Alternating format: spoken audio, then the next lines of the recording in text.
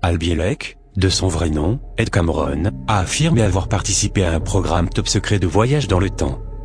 Alors que beaucoup penseraient que voyager dans le temps, rencontrer des extraterrestres et travailler sur des projets top secrets sont des entreprises passionnantes, Al Bielek aurait payé le prix fort pour ce privilège. En effet, lui et son frère, Duncan Cameron, auraient été impliqués dans l'expérience de Philadelphie de 1943.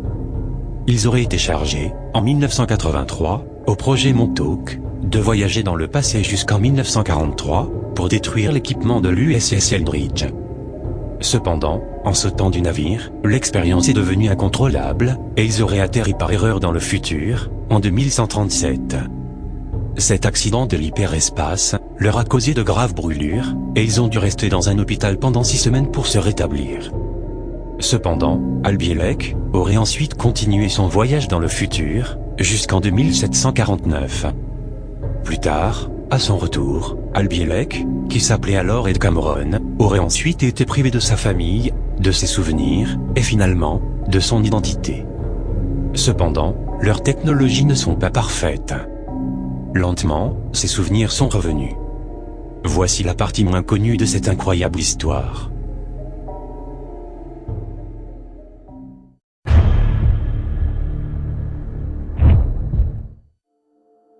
Bonjour.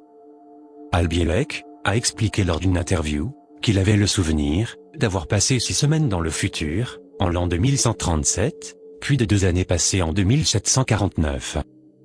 Une chose que je tiens à souligner, c'est que la plupart des événements qu'il décrit, comme s'étant passés, semblent se passer maintenant, à notre époque actuelle. La victoire du nouvel ordre mondial, et le changement climatique dévastateur, pour en nommer que quelques-uns. Le projet Montauk était une série de projets secrets de la part du gouvernement des États-Unis, menés au camp Héros, ou à la base aérienne Montauk, dans la ville du même nom, à Long Island, dans le but de développer des techniques de guerre psychologique, et y compris des recherches exotiques, comme pouvoir effectuer des voyages dans le temps.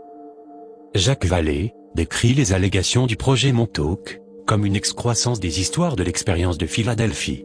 Al décrit ce qu'il se souvient après avoir sauté de l'USS Eldridge, le 13 août 1943, date de l'expérience de Philadelphie. Il s'est retrouvé avec son frère, Duncan Cameron, dans un hôpital du futur, pendant 6 semaines, pour guérir des blessures liées aux radiations. Le système médical du futur utilisait des traitements à base de lumière et de vibrations. Les programmes télévisés étaient éducatifs et d'information. C'est à ce moment qu'il a remarqué que les changements terrestres ont provoqué beaucoup de changements géographiques, qui ont commencé au XXIe siècle jusqu'en 2025. Les côtes, et l'intérieur des États-Unis, et l'Europe étaient radicalement différents de ce qu'ils sont de nos jours. Le niveau des eaux avait augmenté, et la Floride était réduite à une simple enclave. Atlanta était seulement à 5 km de l'océan. Le Mississippi était devenu une voie navigable intérieure. Les Grands Lacs étaient devenus un seul grand lac. L'infrastructure des États-Unis s'était effondrée. Les États-Unis et le Canada n'étaient plus mentionnés en tant que nation. Une loi martiale avait existé en 2137, et le gouvernement central avait disparu. Les pôles magnétiques terrestres commençaient à changer de place, et à cette période une structure polaire artificielle avait été créée pour empêcher un effondrement, ou un inversement de ces derniers. Le résultat fut que les pôles ne se sont pas inversés.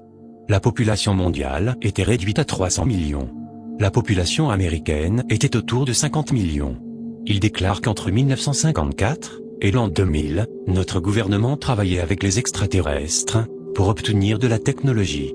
Les problèmes auraient commencé entre 2003 et 2005. Le nouvel ordre mondial aurait pris le contrôle de la planète, mais une guerre secrète éclata juste après. À un moment indéterminé, une guerre aurait éclaté entre les Russes, alliés avec les Chinois, contre l'Europe, alliée avec les États-Unis. Un grand nombre de villes américaines auraient été détruites, et le nouvel ordre mondial s'effondra. Le gouvernement disposerait de la technologie pour réduire les dommages des déchets nucléaires radioactifs en seulement quelques jours, même maintenant, mais refuse de l'utiliser pour des raisons politiques. Dans l'avenir, cette technologie sera utilisée pour nettoyer les radiations laissées par la Troisième Guerre mondiale. Il se trouvait alors, inexplicablement, en l'an 2749, et cela, pendant près de 2 années. Il a parlé de ce qu'il a appris alors qu'il y était. Puis il aurait été ramené en 2137 pour récupérer Duncan, après quoi, Ils auraient tous deux été renvoyés en 1983. Il y avait des villes souterraines, et des villes flottantes. Les villes flottantes pouvaient se déplacer à différents endroits de la planète. Le système informatique d'intelligence synthétique était un système qui dirigeait tout. Il n'y avait pas de gouvernement. Il y avait une gigantesque structure cristalline flottante, qui les a questionnés télépathiquement. La structure de la société était totalement socialiste. Les besoins nécessaires étaient offerts à tous, et cela gratuitement. Je vous laisse juger par vous-même, et vous dis à très bientôt, sur La Vérité est ailleurs.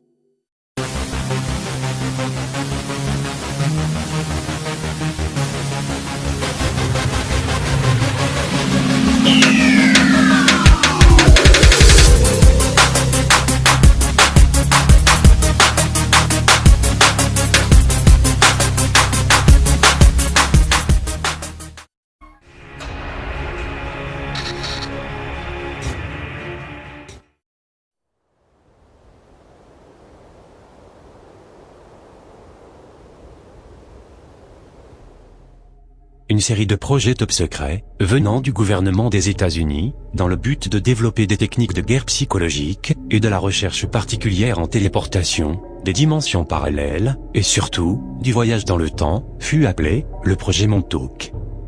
Toutes ces expériences, auraient été menées au camp Héros, à la base militaire Montauk, à Long Island. Le docteur John von Neumann, a commencé l'expérimentation préliminaire aux laboratoires nationaux de Brookhaven. Des rumeurs, venant de lui, et de ses subordonnés, suggèrent que l'on aurait rendu des objets invisibles, et que l'on pouvait créer de la matière, par la simple concentration de son esprit, à tout point dans le temps, entre autres, par la manipulation de la haute énergie, et des champs électromagnétiques. Mais surtout, ce projet top secret, aurait été à l'origine de la création d'un vortex espace-temps, reliant la base de Montauk de 1983, à l'USS Eldridge, un navire américain, qui avait disparu lors de l'expérience de Philadelphie, en 1943.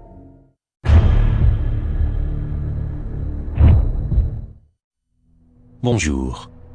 Le projet Montauk est un groupe supposé d'opérations, qui aurait été mené par le gouvernement des États-Unis.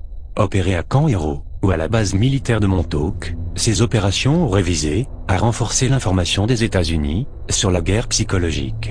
Mais ils voulaient aussi faire des expériences sur le voyage dans le temps.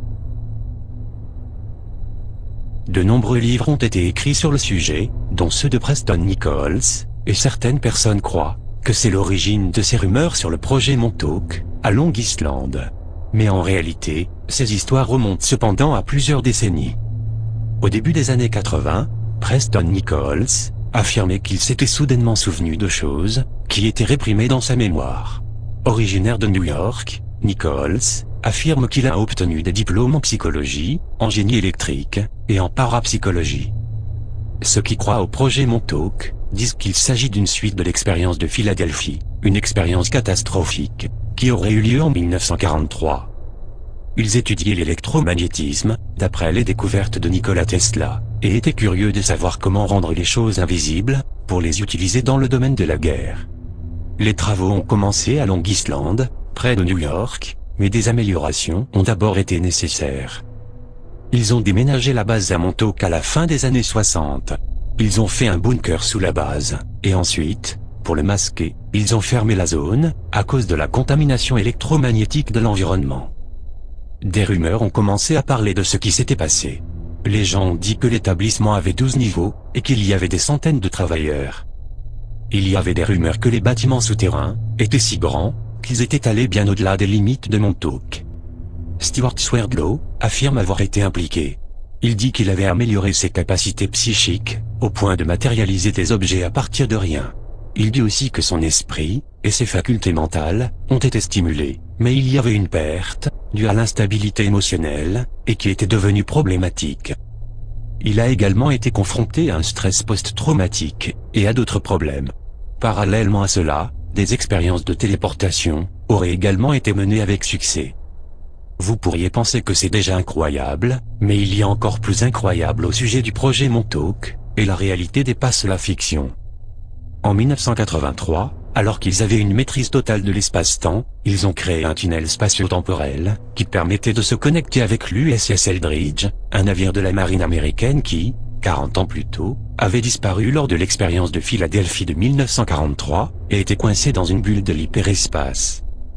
Deux marins de l'Eldridge, Duncan Cameron, et son frère, Edward Cameron, qui avaient sauté par-dessus bord, auraient voyagé dans ce tunnel spatio-temporel, et seraient arrivés en 1983, sur la base militaire du projet Montauk. Puis, ils furent emmenés par des militaires armés, dans une installation souterraine, où ils furent accueillis par le professeur von Neumann, qui dirigeait ces expériences. Alors, il leur expliqua qu'il devait les renvoyer vers l'Eldridge en 1943, afin qu'ils détruisent ces générateurs de champs électromagnétiques, pour que le bateau réapparaisse, et retourne dans les installations navales de Philadelphie. Une fois renvoyés sur l'Eldridge, ils détruisirent l'équipement du poste de contrôle, et les générateurs cessèrent de fonctionner.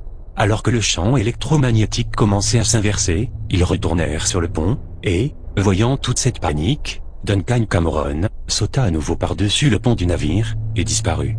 Comme les champs magnétiques ne s'étaient pas encore effondrés, il retourna en 1983, au projet Montauk. Son frère, Edward Cameron, resta sur l'Eldridge en 1943. Quelques années plus tard, en 1947, Edward Cameron fut arrêté, et emmené à Montauk, où il fut réexpédié dans les installations souterraines du projet Montauk de 1983, puis le professeur von Neumann lui expliqua qu'il était obligé, sur ordre des militaires, de le renvoyer en arrière dans le temps, de lui effacer sa mémoire, en procédant à une régression d'âge. Il fut ensuite placé dans une autre famille du nom de Bielek, d'où vient son nom actuel, Albielek. Jimmy Guieu, un célèbre chercheur ufologue français, décédé dans des circonstances douteuses, déclara dans une de ses vidéos. Imaginez. Une telle technologie de translation dans le temps, cela ne vient pas de chez nous. Je vous laisse juger par vous-même, et je vous dis à très bientôt, sur La Vérité est ailleurs.